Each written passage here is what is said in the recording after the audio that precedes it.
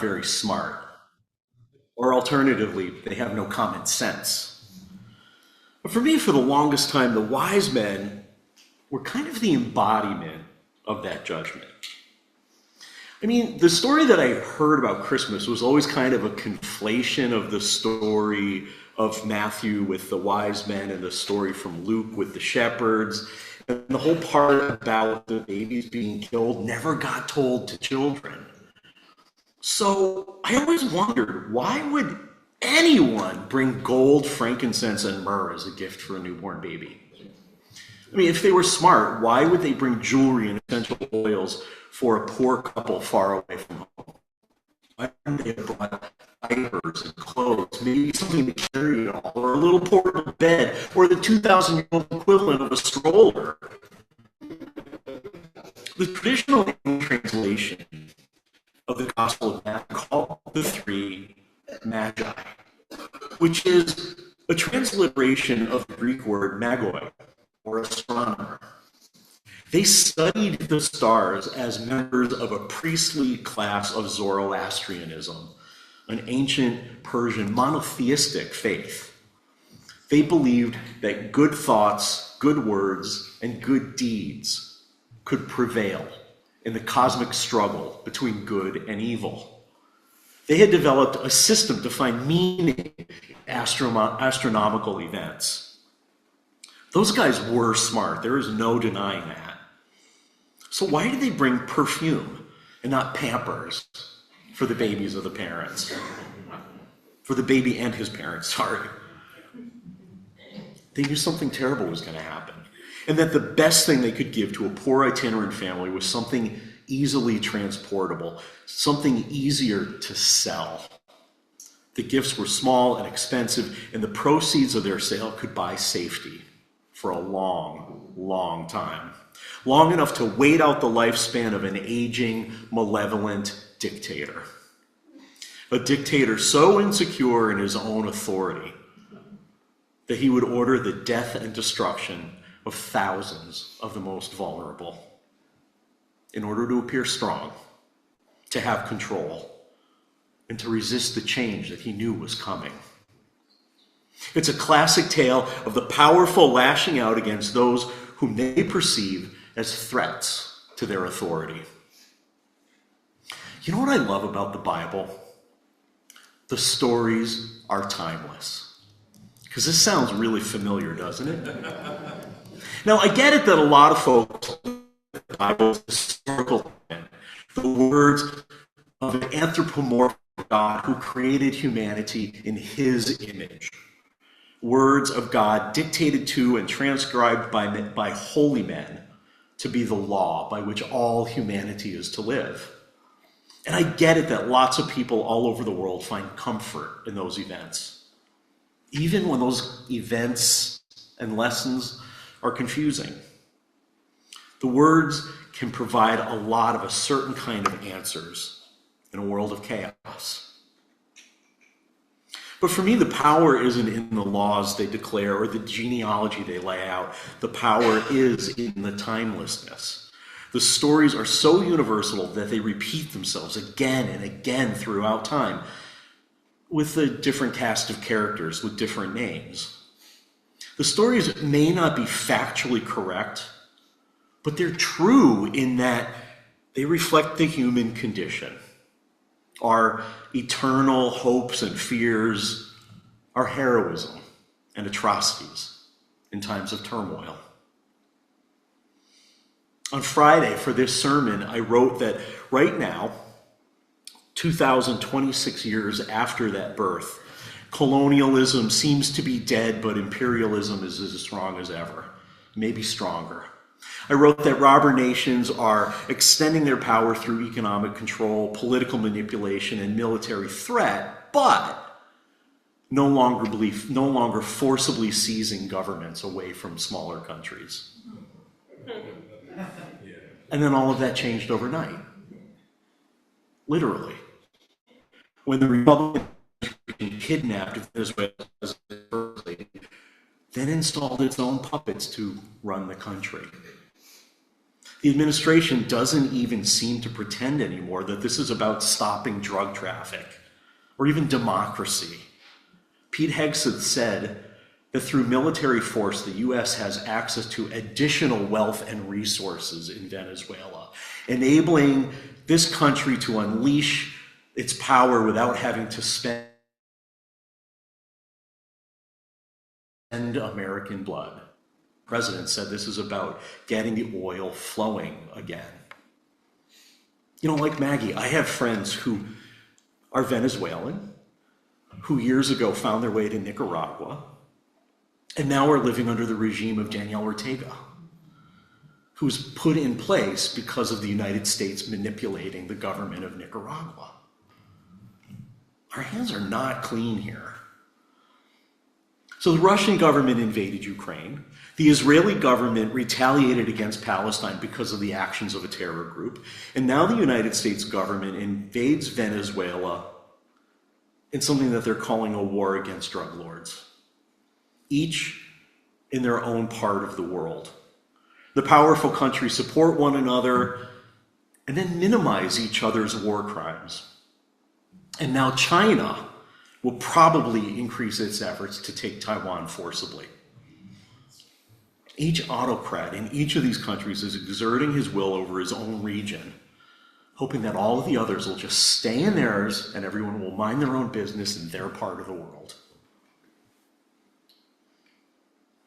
The fact that stories like Herod killing babies exist in the Bible is not an excuse for monstrous behavior. It's just a reminder that as much as things change, they have a way of always staying the same.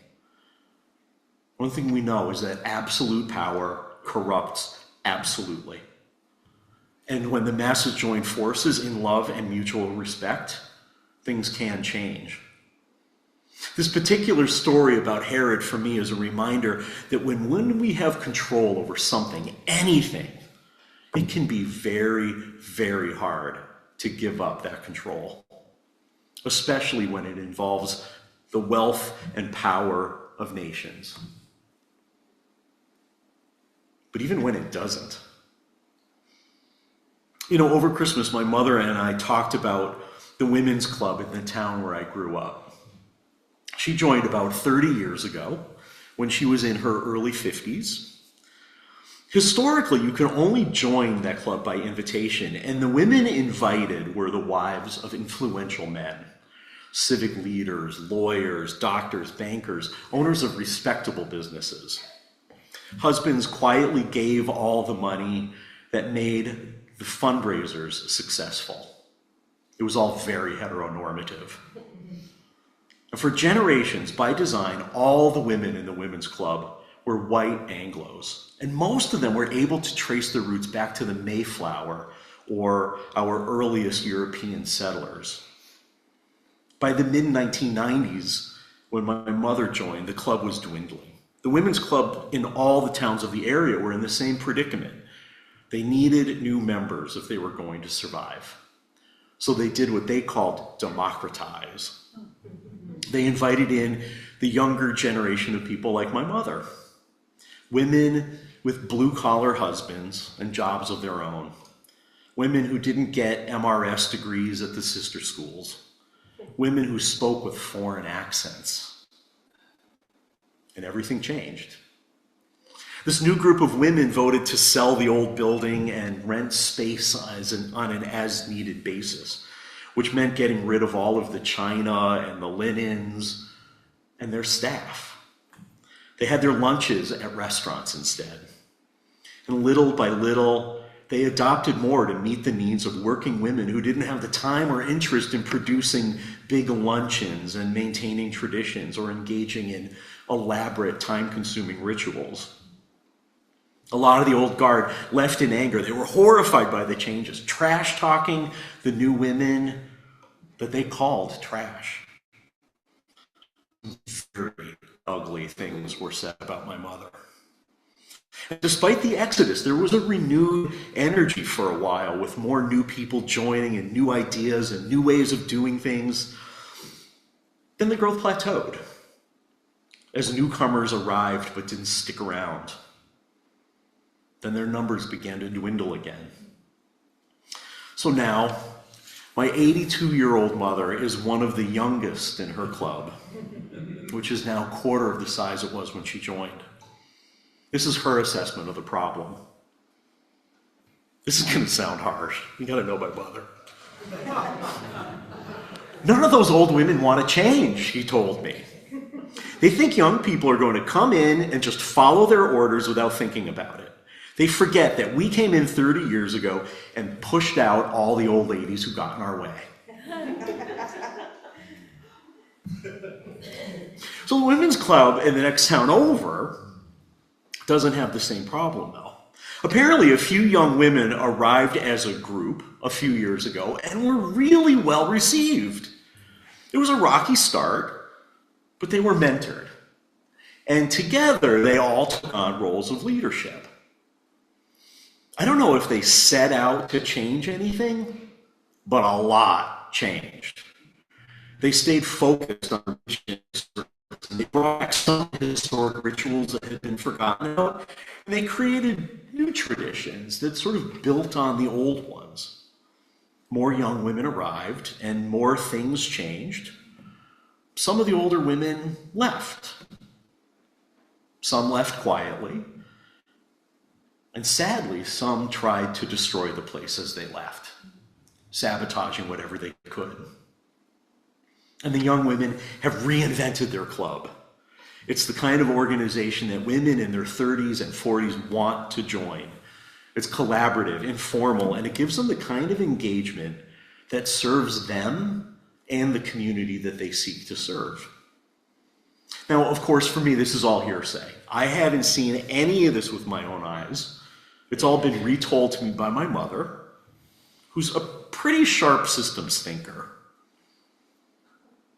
But I believe her because it all rings true for me. Because people will always be people. We have an amazing capacity for beauty, truth, love, compassion, and incredible selflessness. And we also have a capacity for pettiness and hostility. Because none of us is perfect. And we all get hurt. Again, I don't say this to excuse bad behavior, just to remind us we sometimes act out when we feel threatened, when we feel afraid that something we love will disappear, especially when we've put a lot of care and effort into it, or when our sense of self is tied up in it. It broke my heart hearing my mother talk about the struggles of the women's club that has given her so much purpose in the last 3 decades, raising money for vital charities in the community, and selfishly, for me, giving her a network of friends and activities that has kept her active and healthy and sharp. In this world where casual cruelty and chaos serve as distractions as the modern day Herods tear down institutions and engage in colonialism and genocide, we need organizations like those women's clubs. We need organizations like this congregation and other theologically liberal religious communities. We need them to bind us up when we feel broken. We need them for love and support, for a sense of belonging to something greater than ourselves. So that together we can speak truth to power, so that we can show up on a Sunday morning and drop a stone in the bowl and say, I don't know what to do. We can figure it out together. We can confront the powers that would destroy everything to protect themselves, so that we can be the modern day Zoroastrian priests in an epic struggle between good and evil, bringing aid to a family being persecuted. We can't stop the despots trying to preserve their own big power in the world when we're busy trying to preserve our own small power in our communities.